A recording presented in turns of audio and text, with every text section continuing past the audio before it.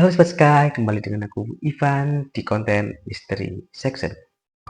Di zaman modern ini, masih banyak sekali pembunuh yang lebih pintar dari teknologi. Di video kali ini, aku ingin membawakan sebuah kisah nyata tentang pembunuhan berantai di Amerika Serikat yang dikenal dengan Zodiac Killer. Kalau teman-teman pernah baca, ini adalah kasus yang akhirnya beberapa pesannya dapat terpecahkan setelah 51 tahun lamanya. Kasus ini bahkan belum selesai hingga saat ini. Perlu teman-teman ketahui bahwa pesan ini telah disampaikan oleh pelaku pembunuhan setengah abad yang lalu, tepatnya di California, Amerika Serikat.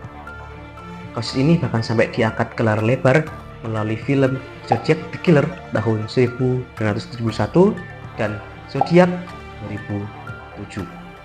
Hingga saat ini tidak diketahui Zodiac masih hidup ataupun tidak. Kalau begitu, siapa sih Zodiac ini?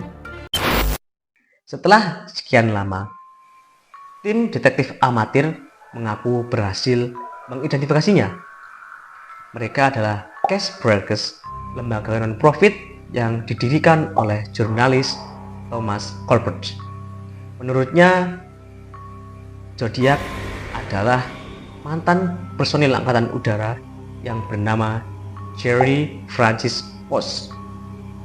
Dalam pengembangan terbaru, tim mereka mengklaim bahwa lab FBI di Virginia berhasil mengambil sebagian darah dari Post. Informasi tersebut diyakini berasal dari pelaku anonim yang mengaku sebagai anggota FBI. Walaupun demikian, FBI belum mengonfirmasi bahwa siapa Zodiac sebenarnya hingga hari ini. Walaupun demikian, sebenarnya dugaan itu tidak membuahkan hasil karena Post atau Jerry Francis Post ini meninggal pada 2018 silam. Sebelum itu, tim pemecah kode juga sudah berusaha memecahkan kode dari Zodiac, namun tidak menghasilkan apapun yang mengarah pada Zodiac, sehingga hal ini semakin rumit. Kemudian 4 kasus yang berhasil terkonfirmasi kepolisian dilakukan oleh Zodiac. Yang pertama, tepatnya pada tanggal 20 Desember 1968, seorang remaja bernama David Brody yang berusia 17 tahun dan teman kencannya bernama Betty Lou Jensen yang berusia 16 tahun ketika sedang bersantai di Lake Herman Road, Venesia. Zodiac menyelinap dan menembaknya dengan pistol semi-otomatis 22 kaliber. Mereka seketika tewas di lokasi. 7 bulan setelahnya, tepatnya pada tanggal 4 Juli 1969,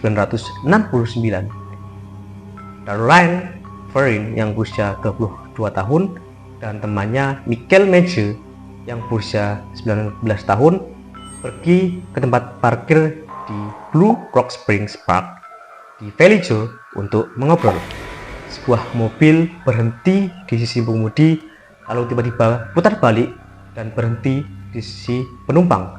5 tembakan berhasil dilepaskan dan hanya Major yang berhasil selamat. Perlu diketahui bahwa di Amerika Serikat sendiri, sisi pengemudi ada di sebelah kiri dan sisi penumpang ada di sebelah kanan.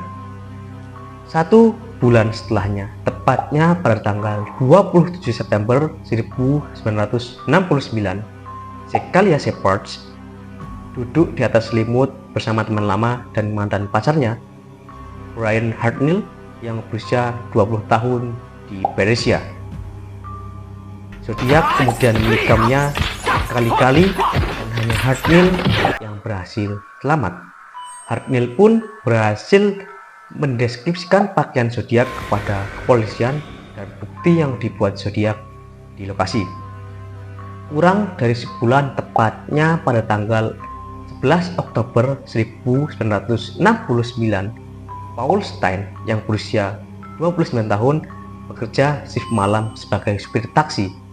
Setelah mengantar penumpang ke Presidio Heights, ia ditembak mati oleh Zodiac.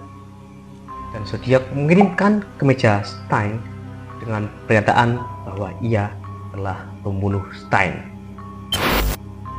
Terlepas dari kasus-kasus ini, pesan yang dikirimkan zodiak setengah abad lalu atau yang dikenal dengan 340 Cipher berhasil dipecahkan oleh trio pemecah kode yang bernama David Oranjek, seorang pengembangan perangkat lunak di Virginia, Jared Van Eyck, seorang programmer di Belgia, dan Sam Black, seorang ahli matematika di Australia. Pesan yang berhasil dipecahkan oleh trio pemecah kode berbunyi seperti ini. Saya harap Anda bersenang-senang saat mencoba menangkap saya. Itu bukan saya di acara TV yang mengatakan suatu hal tentang saya. Saya tidak takut kamar gas karena itu akan membawa saya lebih cepat ke surga. Saya punya banyak budak yang bekerja padaku, tidak seperti orang lain yang tidak punya apa-apa saat mencapai surga sehingga takut kematian. Saya tidak takut mati karena saya tahu bahwa kehidupan baru saya akan lebih mudah di surga kematian. Kita perlu menggarisbawah kalimat itu bukan saya di acara TV yang mengatakan satu hal tentang saya. Acara yang dimaksud dalam pesan tersebut adalah The Gym dan Show, sebuah acara bincang-bincang di Bay Area. Sandi tersebut dikirimkan 2 minggu setelah seseorang mengaku sebagai pembunuh zodiak. David Oranjek juga mengatakan bahwa ini adalah hal besar bagi dirinya karena dia biasanya mengalami kegagalan. Hari ini dia membawakan sebuah keberhasilan dengan memecahkan kode-kode ini. Ketiganya pun setelahnya mengirimkannya kepada FBI dan juga kepolisian Francisco, dan pihak mereka FBI dan juga kepolisian Francisco menindaklanjuti kasus ini. Lalu bagaimana cara zodiak membunuh korbannya? Zodiak membunuh korbannya secara acak dan semuanya menyulitkan investigasi. Kasus ini tentu memiliki banyak tersangka, namun seiring berjalannya waktu, tersangka semakin tua dan tutup usia.